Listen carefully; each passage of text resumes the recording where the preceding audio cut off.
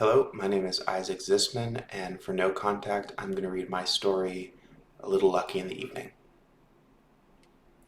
Lucky stands at the end of the pier, staring off into the wild expanse of the West. Or maybe it's just New Jersey.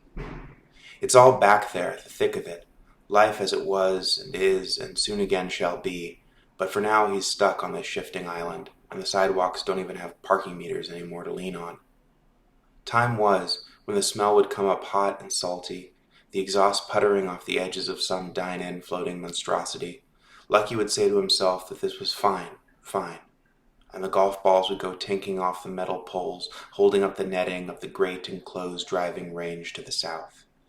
Men under floodlights whacking away and hoping, what, to hit the end of the net?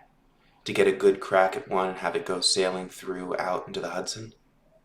Some nights and some years passed. The long arcs of the white balls remained. The men remained. The lights remained. The pier remained. And here comes Lucky, lucky as he ever was, which is to say, not so much, listening to the fleshy thwack and the wet sucking of the flood waters receding. He doesn't smoke anymore. He takes his coffee in cup and saucer. He has a sensible bedtime, and he puts in the hours.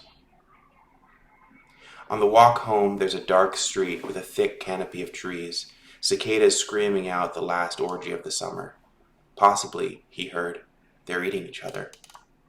From the low window of a brownstone, Lucky sees a wash of rainbow lights and hears the strained hum of a Bluetooth speaker with the bass turned all the way up. He looks in, and he sees, seated politely in dinner party formality, a group of 6 well-dressed, well-toned Tony types, all on couches eating canapes and passing around glasses of wine, and on the large square coffee table before them is a small orb of light, rocking and twisting and splashing the walls and the sitters, and the table and the leaves of the big elm outside with colors, big colors shot out on fine filaments, the whole Reverend Roy G. Biv.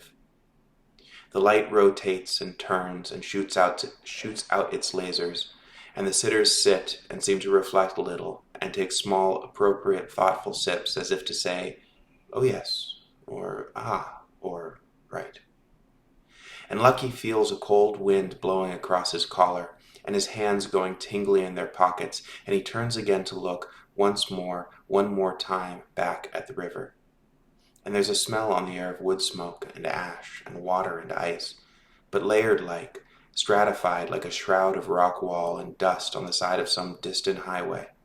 The fire there, always there now, from back there, out west he means, and the water here, displaced, transformed, thick and eastern and haunted somehow, as these things often are. Because the summer's gone, been gone for a long time now, the great elm bare, the gutters sticky with its wilted mold and black leaves and orange tinsel. And the rainbow light, coalesced into a full spectrum whiteness, throws itself out across the skeleton tree, and the street, and the brown walls darkening in the cold air. And inside, expressionless, the sitters sit, and put down their glasses and their little bits of food, and folding their hands in their laps, turn their faces towards the source. Thanks very much.